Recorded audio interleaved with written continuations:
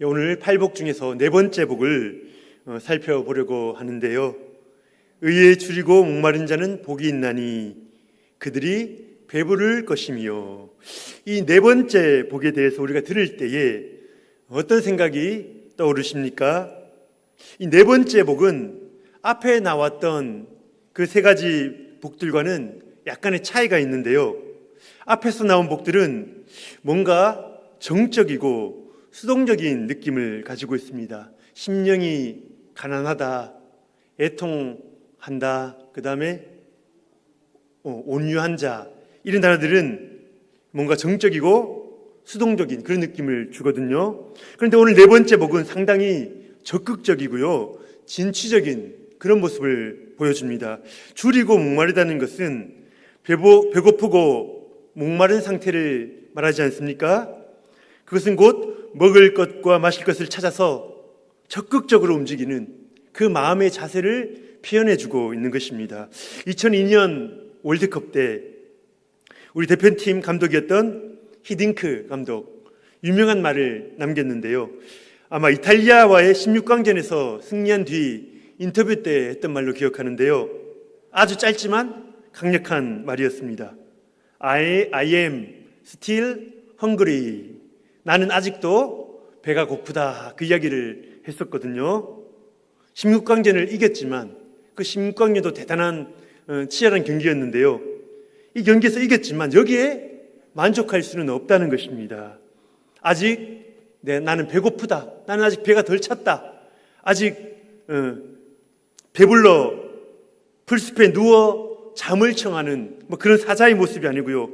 먹잇감을 찾기 위해서 어슬렁거리는 사자의 살아있는 눈빛. 지금 히딩크 감독 자신이 이런 마음이다, 그렇게 표현을 했던 거죠. 그래서 결국은 8강전 이기고 4강전까지 우리가 가지 않았습니까? 이 배고프다는 말이 얼마나 강력합니까? 먹지 못하면 죽으니 나는 죽기 살기로 덤비겠다. 그런 열정과 갈망을 보여주고 있는 것입니다. 오늘 살펴볼 네 번째 복의 특징이 바로 이러한 적극성입니다. 의에 줄이고 목마르다는 것이 무엇을 의미하는가 살펴본 뒤에 그런 자에게 주시는 복이 무엇인가 차례대로 보도록 하겠습니다. 줄이고 목마른 것은요, 우리가 종종 경험하는 일인데요. 여기 앞에 의에 줄이다, 의에 목마르다라고 이야기를 하니까 이것이 참 이해하기가 어려워집니다. 의에 줄이고 목마르다는 것이 과연 무슨 말인가? 이것을 이해하는 것이 오늘 말씀의 핵심이거든요. 의라고 하는 우리말은 옳다라는 뜻이죠. 한자로도 옳을 의자를 사용하지 않습니까? 저는 이 옳을 의자를 생각하면 의사, 의병 이런 단어가 빨리 떠오르더라고요. 윤봉길 의사, 안중근 의사가 생각나고요. 우리 임진왜란 때 적이 쳐들어왔을 때에 관군들은 다 피해서 도망가 버렸는데 의병들이 군대를 조직해서 싸웠다. 우리가 그런 이야기를 듣지 않습니까? 이런 이야기가 떠오르는 것입니다. 개개인이 어떤 사사로운 일들을 벗어나서 나라를 지키기 위해서 자신의 몸을 던진 공익을 위해서 자신을 헌신한 자들을 의사라고 하고요. 또 그렇게 싸운 자들을 의병이라고도 부릅니다. 이 땅에서 정의를 실현하기 위해서 자신을 희생한 자들을 우리가 그렇게 부르면서 기리기도 하는 거죠. 우리 성도님들, 고 이수연 씨를 혹시 기억하십니까? 2001년도 일본 도쿄의 한 지하철역에서 취객을 구하기 위해서 선로에 뛰어들었던 우리 한국인 청년이죠. 20대 중반에 한국인 유학생이 생전 모르는 사람을 살리기 위해서 자기 목숨을 희생했던 것입니다. 그래서 이수연 씨를 기념하는 비석에는 의인 고 이수연 그렇게 적혀 있습니다. 이런 분들을 우리가 의롭다고 라는 말로 표현하는 것이죠. 남을 위해서 자신을 희생한 이런 분들의 이야기를 들으면 우리 마음에도 감동이 밀려옵니다. 그런데 오늘 성경에서 말하는 의는 그런 의미하고는 다르거든요. 성경에서의 의는 어떤 사람의 기질이나 성품이나 헌신하는 그런 자세, 이것들을 의미하는 것이 아니고요, 어떠한 관계를 보여주고 있습니다. 내가 부모님을 공경하고 부모님은 나를 사랑합니다. 서로를 신뢰하며 존중해요. 이때 부모님과 나의 관계는 의로운 관계다. 올바른 관계란 말이죠. 우리 올바른 관계다. 그렇게 말하는 것입니다. 반면에 남편과 아내가 있는데요, 서로를 믿지 못하는 것입니다. 무슨 일이 생기면 서로 의심부터 하는 것이죠. 내 고집을 주장하고 상대방의 말에 귀를 기울이려고 하지 않습니다. 그렇다면 이 관계는 의로운 관계가 아니다, 올바른 관계가 아니다, 그렇게 말할 수 있겠죠. 오늘 본문에서 말하는 의는 특별히 하나님과 우리와의 사이에서의 그 관계를 의미하는 것입니다. 구원받은 자에게는 하나님과의 어긋나 있던 그 관계를 회복하고자 하는 열정이 생겨나거든요. 그러한 소망이 생겨나고 그러한 갈망이 일어납니다. 이것을 의에 줄이고 목마른 자 그렇게 표현을 한 건데요. 하나님께서 우리를 의롭게 지으셨거든요. 하나님과 친밀함을 누리도록 올바른 관계 가운데로 우리를 창조하셨는데 무엇이 이 관계를 깨뜨린 것입니까? 우리의 죄죠. 이사야서 59장 1절 2절 말씀 우리 같이 한번 읽어보겠습니다. 시작.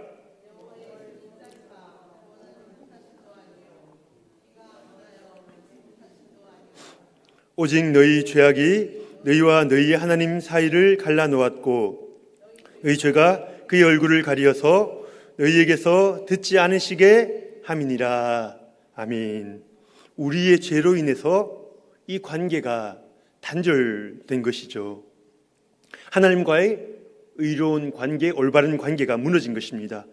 그래서 우리는 하나님 말씀을 무시하고요, 싫어합니다. 내 마음대로, 내 고집대로 살기를 원하는 것입니다. 하나님 우리를 부르셔도 나가서 소통하고자 하는 마음이 별로 없는 거죠. 그래서 우리 인간이 죄인으로 태어나서 죄인으로 살다가 죽을 수밖에 없는 그런 인생, 그런 처지가 되어버린 거죠. 이것이 거부할 수 없는 우리 인간의 모습 아닙니까? 그런데 그런 우리에게 하나님께서 예비하신 그 복음을 주신 것입니다. 그래서 복음이 선포되고 구원이 임하면 어떤 일들이 일어납니까? 하나님과의 단절된 관계를 바라보면서 이것이 고통스럽다는 것을 아는 거예요. 죄에 붙들려 사는 자신의 모습이 괜찮은 줄 알았는데 나는 잘났어 자랑하면서 살았는데 나의 비참한 처지를 보게 되는 것입니다. 그래서 앞에서도 보았듯이 애통하는 마음이 생겨나는 거죠. 주님 없는 삶이 얼마나 고통스러운가. 지금까지는 이렇게 살아왔지만 앞으로는 주님 없이 결코 살 수 없습니다. 주님께 매달리게 되는 것입니다. 하나님 얼굴을 보여주시지 않으면 저는 살 수 없어요. 하나님 은혜 주시지 않으면 우리는 살아갈 수 없습니다. 하나님과의 관계를 회복하기를 갈망하는 마음이 우리 가운데 일어나는 것입니다. 의에 줄이고 목마른 자는 바로 이런 자를 가리키는 것입니다. 우리들은 의에 줄이고 목마른 자입니까? 하나님과의 더 친밀한 관계로 나아가기를 간절히 소망하고 계십니까? 갈망하고 계십니까? 아니면 지금 이 정도면 하나님과 적당한 거리이다. 이 정도 예배드리고 이 정도 헌신하고 이 정도 하면은 하나님과 적당한 거리다. 혹시 그런 생각을 하시지는 않습니까? 우리가 사람들과의 관계를 그렇게 표현하잖아요. 너무 가까워서도 안 되고 너무 멀어서도 안 되고 적당해야 한다. 너무 가까워지면 왜 안 됩니까? 우리의 악한 부분, 추한 부분이 다 드러나거든요. 혹시 우리와 하나님과의 관계도 이러한 관계인 것은 아닙니까? 주님의 도우심이 없어도 살만하다라는 거죠. 절실하지가 않습니다. 주님의 은혜는 그저 있으면 좋고 없어도 그만인 액세서리 정도, 예. 나는 신앙생활 문제 없어. 우리가 그렇게 생각하는 거죠. 만약 우리가 이런 생각 가운데 있다면 하나님에 대해서 잘못 알고 있는 것입니다. 우리 하나님은요, 결코 우리 인간이 선택하는 하나의 옵션이 되실 수 없는 거죠. 우리가 주가 되어서 어떤 관계를 설정하고 정하는 것, 그런 관계가 될 수가 없는 것입니다. 우리의 온 생명을 걸고 갈망하고 소망해야 할 분이 바로 우리 하나님이신 것이죠. 그래서 우리가 이번에 살펴볼 것은 하나님의 관계에 관심이 없던 우리가 이제 어떻게 의를 갈망하는 자로 되는가, 그 과정을 한번 이렇게 추적해 보려고 하는데요. 예수님께서 우리에게 주신 법이 두 가지가 있습니다. 이것을 언약이라고도 하는데요. 하나는 옛 언약, 하나는 새 언약입니다. 옛 언약은 모세를 통해 주신 율법을 말하지요. 그리고 새 언약은 예수님을 통해 주신 은혜의 법입니다. 제가 이 두 언약을 이제 말씀드리는 이유가 있는데요. 하나님께서 우리와의 관계를 회복하시기 위해서 특별히 마련하신 것이 바로 이 두 가지라는 것입니다. 하나님께로 가까이 나갈 수 있는 통로라는 것이죠. 즉 우리가 하나님과 좋은 관계를 원한다면 하나님께서 제시하신 이 두 법을 잘 이해하고 따라야 한다는 것입니다. 먼저 이스라엘 백성들에게 율법을 주셨는데요. 이 율법이 중요한 이유가 무엇입니까? 이것이 일반적인 그냥 통치 법률이 아니라는 것입니다. 물론 이스라엘이라는 나라를 통치하기 위해서 주신 법이기도 하지만요. 사실 이것은 근본적으로 하나님과 소통하는 도구로 하나님의 통치를, 하나님의 의로우심을 나타내는 법으로 우리에게 주신 거거든요. 그래서 이스라엘 사람들이 그 율법을 맡았다는 것을 그토록 자랑스러워했던 거죠. 이 율법은 하나님 나라의 거룩한 통치를 보여줍니다. 의로운 통치. 하나님과 사람의 관계, 사람과 사람의 관계를 올바로 세울 수 있도록 이 율법을 잘 따라가면, 잘 순종하면 그 관계를 세울 수 있거든요. 그래서 율법대로만 우리가 살 수 있다면 이 땅이 천국 아니겠습니까? 가진 자가 먼저 나누고 힘센 자가 먼저 희생하고 양보하는 거죠. 그래서 남는 자도 없고 부족한 자도 없도록 그런 사회를 만드는 것입니다. 이런 사회를 보고 공의롭다, 정의롭다 그렇게 우리가 말을 하잖아요. 그런데 사람들이 실제로 이 율법을 보면서 느끼는 것은 무엇입니까? 그들이 사는 세상이 의롭지 않다는 것입니다. 하나님께서 주신 율법에 명하신 대로 사람들이 살고 있지 않다는 것입니다. 의의 관계가 무너진 상태죠. 이때 우리에게 첫 번째 반응이 나타나는데요. 우린 처음에 우리 스스로가 아주 선한 줄 알거든요. 그러니까 우리 스스로 의분이 일어나는 것입니다. 어찌 이럴 수가 있는가? 이 사회가 어떻게 이렇게 불공평할 수가 있는가? 이 세상이 어떻게 이렇게 정의롭지 못할 수 있는가? 이 사회를 고치기 위해서 내 한 몸 불사르겠다 이런 생각을 하는 것입니다. 아마 모세가 처음 젊었을 때 그런 마음이 아니었을까 추측해 보는데요. 모세는 자신의 동족 이스라엘이 하나님이 택하신 민족이다. 그것을 배우고 자랐죠. 근데 이스라엘이 고통당하는 모습을 보니까 마음이 아픈 것입니다.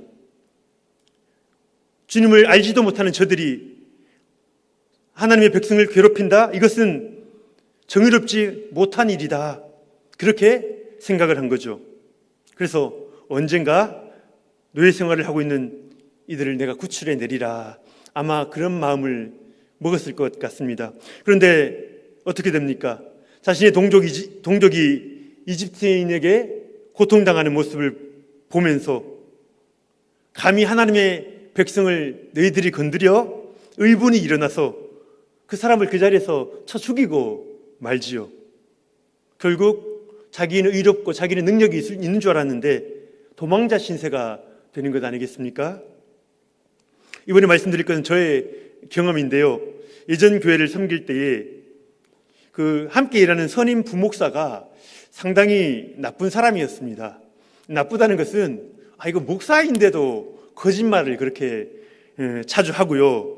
자신이 무슨 직장 상사인 것처럼 동료 교역자들을 이렇게 함부로 대하기도 하는 것입니다. 그리고 이 목사에게 주어진 힘이 세다는 것을 알자 그 교역자들도 그 사람 앞에 줄을 서거든요. 그래서 제가 그런 마음에 어찌 교회 안에 이런 일이 일어날 수 있는가, 저 나름대로의 의분이 일어나서 내가 저 악한 자와 싸우겠다 그렇게 달려들었던 적이 있습니다. 그런데요, 시간이 갈수록 느끼는 게 무엇인지 아십니까? 그 사람이 선하게 바뀌어지거나 어떤 문제가 해결되는 것이 아니고요, 그 악한 자는 계속 그 힘을 누리고 있는데, 저는 제가 악한 사람으로, 악에 찬 사람으로 바뀌어 가는 것입니다. 하루는 너무나 답답해서 하소연하듯이 주님 앞에 기도하고 있었는데요, 하나님 주신 마음이 고생했다, 어쨌든 고생했다, 이제 그만해라, 그런 마음을 주시더라고요. 제가 그대로 계속 싸웠으면 제가 진짜 악한 사람이 되거나 무슨 사건이 터졌을 것 같아요. 그래서 결국 그 사건을 통해서 제가 배운 것은 제가 의롭지 않다는 것입니다. 제가 생각하는 것보다 제가 의롭지 않다는 거죠. 남을 판단하고 정죄할 정도로 내가 의롭지 않다는 것입니다. 그러니 어떻게 해야 됩니까?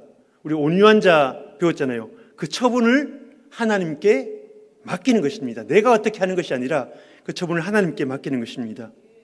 그래서 가만 되돌아보면 그만 싸우라고 어떤 그런 메시지를 주신 것이 다른 게 아니라 저를 보호하시려는 하나님의 마음임을 느끼게 된 것이죠. 이처럼 우리는 이 세상이 의롭지 못할 때에 첫 번째 자세가 뭐라고? 첫 번째 우리 모습 반응이 내가 고쳐버리라, 의분을 내는데, 결국 깨닫는 것은 이게 내 힘으로 안 되는구나. 몇 번 부딪혀 보면은 이 악의 세력이 너무나 크다는 것을 깨닫거든요. 우리 인간의 힘으로는 그것을 정의롭게 고칠 수가 없는 것입니다. 그래서 이때 이제 우리에게 두 번째 반응이 나타나는데요, 두 번째는 그런 자신의 모습을 보고 좌절하는 것이죠. 우리 안에 의가 없음을 깨닫는 것입니다. 하나님과의 관계를 잘 유지할 수 있는 능력이 우리 안에는 없다는 것입니다. 이 사회를 정의롭게 세워나갈 능력이 우리에게 없는 거죠. 내가 의인이 아니라 정말 죄인이구나, 이것을 깨닫는 시간이 있는 것입니다. 결국 스스로의 힘으로 죄를 이길 수도 없고 사회를 개혁할 수도 없다, 그것을 깨닫는데요, 이 시간이 굉장히 아픈 시간인데요, 이 시간을 통해서 우리는 참된 의, 우리의 이 정의롭지 못한 것을 바꿔주실 참된 의를 갈망하게 되는 것입니다. 참된 정의를 실현할 구원자를 소망하게 되는 거죠. 그 의가 누구십니까? 그 구원자가 누구십니까? 바로 새 언약, 아까 전에 그 옛 언약을 율법을 말씀드렸는데 이 옛 언약으로 안 되거든요.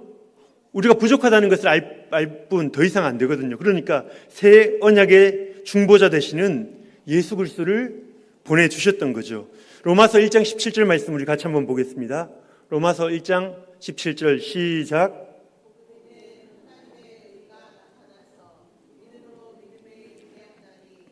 기록된 바 오직 의인은 믿음으로 말미암아 살리라 함과 같으니라. 아멘. 너무나 유명한 말씀입니다. 하나님의 의가 복음에 나타났다. 무슨 뜻입니까? 예수 그리스도가 하나님의 의가 되신다는 거죠. 그분의 삶과 죽음이 하나님의 의를 온전히 이루셨다는 것입니다. 죄의 문제를 그 누구도 풀지 못했는데 하나님의 아들이 인간이 되셔서 그 문제를 해결하신 것입니다. 그래서 오직 의인은 믿음으로 말미암아 살리라. 이제 의인이란 다른 어떤 사람이 아니고요, 예수 그리스도를 믿음으로 붙든 자, 그가 의인인 것이죠. 우리가 의분을 가지고 우리가 싸우는 게 아닙니다. 이것은 우리 안에서 나오는 의가 아니고요, 하나님이 우리에게 선물로 주시는 의라는 것입니다. 의에 줄이고 목마르다는 것은 진정한 의신 예수 그리스도를 사랑하고 갈망하고 그분과 친밀한 교제를 누리는 것입니다. 그분 안에 해답이 있다는 것을 믿고 온전히 그분께 매달리는 것이죠. 모세가 이집트인을 죽이고 도망자 신세가 되지 않았습니까? 거기서 그 미디안 광야 40여 년이 되는 그 시간, 그곳에서 자기의 의가 무너지는 것이죠. 자신의 힘으로 이스라엘을 구원할 수 없구나, 내가 하는 것이 아니구나, 그것을 깨닫는 것입니다. 그때 모세는 진정한 의신 예수 그리스도를 발견하게 되는 것입니다. 물론 예수님은 그 후에 오셨지만 내 의로움으로 사는 것이 아니라 예수 그리스도의 의를 부여받아서 그 능력으로 내가 지금도 사는 거구나 하는 것을 깨닫게 된 것입니다. 그래서 그 모세는요, 힘이 쭉 빠졌어요. 보세요, 목사님께서 민수기 또 설교하고 계시지만 모세가 막 내가 어떻게 하리라, 내 의분을 가지고 뭐 하나님의 뜻을 이루리라, 그런 자세가 아니고요, 힘이 쭉 빠졌습니다. 자기 힘으로 이제 백성을 이끄는 게 아니라는 것을 안 거죠. 그 대신 어떻게 합니까? 부단히 회막으로 나아가 무릎을 꿇는 것이죠. 하나님의 의, 예수 그리스도의 의를 부어주시기를 간구했던 것입니다. 결국 인간의 의가 아닌 하나님의 의가 출애굽 구원 역사를 이룬 것 아니겠습니까? 인간의 의가 좌절될 그때에 예수 그리스도의 의가 우리에게 주어지는 것입니다.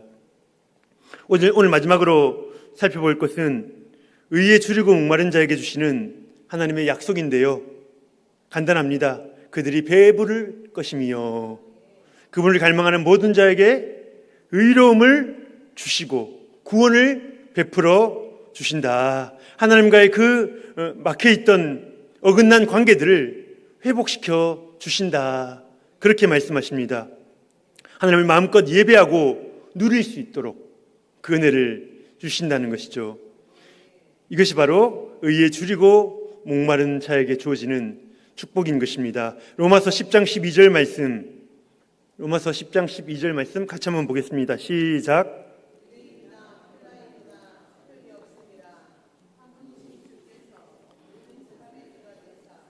그를 부르는 모든 사람에게 부요하시도다. 그를 부르는 모든 사람에게 부요하시도다. 우리가 주님을 간절히 구할 때 우리의 배고픈 것, 우리의 부족한 것 다 채워주시고요, 우리를 만족시켜 주십니다. 그렇다면 이제 구체적으로 주님이 우리를 채워주시는 것을 두 가지로 한번 보려고 하는데요, 개인적인 차원, 사회적인 차원, 이렇게 나누어 보아도 될 것 같습니다. 먼저 첫 번째로는 하나님은 예수 그리스도 자신을 우리에게 선물로 주십니다. 주님은 승천하시면서 성령을 보내주시겠다고 약속하셨죠. 예수의 영입니다. 이 성령 안에서 우리가 어떻게 됩니까? 그리스도와 한 몸을 이루는 거예요. 연합을 이루는 거예요. 이 그리스도의 연합의 교리를 여러분들 많이 공부하시고 묵상하시면 좋은데요, 우리가 어떤 면에서 죄인인 우리가 신성을 입고 예수님처럼 살아가게 되는 것입니다. 우리 죄가 예수님에게로 넘어가죠. 이걸 죄의 전가라고 표현하고요, 예수님의 의로우심이 우리에게 넘어옵니다. 이것을 의의 전가, 그러니까 죄인인 우리를 의롭게 만드시는 것이 그리스도와 연합 안에서 이루어지는 것입니다. 이것은 무슨 추상적인 이야기가 아니고요, 눈에만 보이지 않을 뿐 참된 진리이고 우리의 존재를 설명해 주는 것이죠. 그래서 예수 그리스도와 연합함으로 말미암아 이제 마음껏 하나님과 풍성한 교제로 나아갈 수 있도록 인도해 주시는 것입니다. 하나님의 그 의로우심을 우리도 누리면서 그것을 기뻐하는 자가 되는 것입니다. 의로우신 주님이 우리 안에 직접 오셔서 우리의 길을 인도해 주시는 것입니다. 죄의 지배를 받던 우리가 은혜의 지배, 의의 지배를 받게 되는 것입니다. 이것이 의에 줄이고 목마른 자에게 주어지는 어떤 개인적인 복이라고 할 수 있습니다. 두 번째로 의에 주리고 목마른 자는 이 땅 가운데서 공의가 회복되는 것을 주님이 볼 수 있게 하십니다. 우리의 의분을 가지고 이 땅을 개혁하겠다. 그러면 아까 말씀드렸듯이 우리가 악해집니다. 우리가 악과 싸우다 보면 우리 안에 감춰져 있던 악이 막 일어나거든요. 원래 그 모습인데 조금 가려져 있다고 선한 줄 착각했던 거죠. 그래서 우리의 힘으로 이길 수가 없는 것입니다. 우리가 처음에 어떻게 생각합니까? 나는 선이고 그들은 악이다. 나는 정의롭고 그들은 불의하다. 그렇게 확신했었는데요.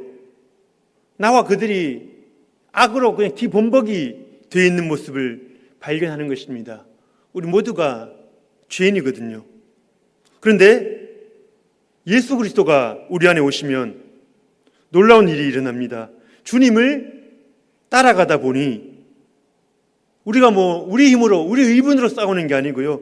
주님 주신 말씀 음성 듣고 그 주시는 마음대로 순종하고 가다 보니 우리가 사는 곳에 그 하나님의 공의가 회복되기 시작하는 것입니다. 남을 바꾸는 게 아니고요. 내가 먼저 변화되기 때문입니다. 하나님이 나를 먼저 변화시켜 주시니 나를 통해서 나를 도구로 사용하셔서 그 공의를 회복시켜 주시는 것입니다. 그래서 세상 역사를 보면요. 예수 그리스도의 복음이 전파되는 곳마다 공의가 회복됩니다. 물론 이 땅에서 완전한 천국이 임할 수는 없지만요. 눈에 보이듯 그 예수 그리스도와 연합한 자들이 들어가는 그곳에 공의롭고 공평하고 공정하고 아름다운 사회가 만들어지는 것이죠. 그러니까 이것은 우리 인간이 하는 게 아니고요. 의신 예수 그리스도가 우리 안에서 이루신다. 우리가 그것을 반드시 기억해야 하는 것입니다. 그래서 우리 그리스도인의 정체성이 무엇입니까? 항상 빛과 소금이라고 이야기하잖아요. 빛과 소금, 썩지 않도록 공의가 흐르도록 그 사명을 우리 그리스도인들이 감당해야 하는 것입니다. 우리가 가는 곳마다 정의가 물같이 흐르고 공의가 강같이 흐르는 역사가 일어날 줄 믿습니다.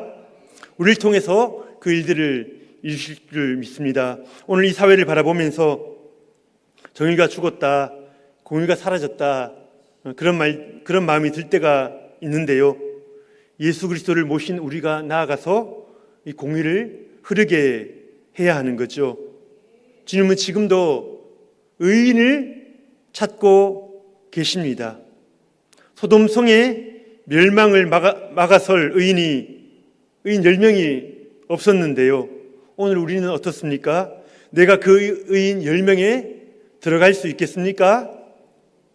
그 의인은 우리의 의분, 우리의 선함이 아니라 우리 힘으로 안 되기에 주님 앞에 의에 주리고 목마른 자로 매달리는 사람, 그 사람을 지금 의인이라고 이야기하는 거거든요.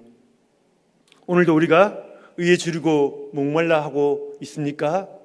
아니면 이 정도면 괜찮지 않나? 하나님과의 관계도 이 정도면 적당하고 사회도 나는 큰 문제 없다. 나는 내 사는 데는 문제 없다. 우리가 꼭 그런 생각을 하고 있지는 않은지 돌아보면 좋겠습니다. 말씀을 마무리하려고 합니다. 오늘 살펴본 그 네 번째 복의 특징은 서론에서 말씀드렸던 것처럼 적극성입니다. 간절함입니다. 하나님 이것을 얼마나 기쁘게 보시는지 모릅니다. 하나님은 오늘도 하나님 얼굴 보기를 갈망하고 이 땅의 공의, 하나님의 그 공의가 흐르기를 갈구하는 그 자들을 지금도 찾고 계시는 거죠. 하나님 얼굴 보여주시지 않으면 저는 살 수 없습니다. 이 땅에 공의를 회복시켜 주시지 않으면 저는 목말라 죽습니다. 우리는 죽습니다. 주님 우리를 긍휼히 여겨 주옵소서. 간절한 마음으로 부르짖고 나가는 우리들을 통하여 하나님 역사를 이루어 주실 줄 믿습니다. 의에 주리고 목마른 자로 주님 앞에 서시는 저와 여러분 되시기를 예수님의 이름으로 축복합니다.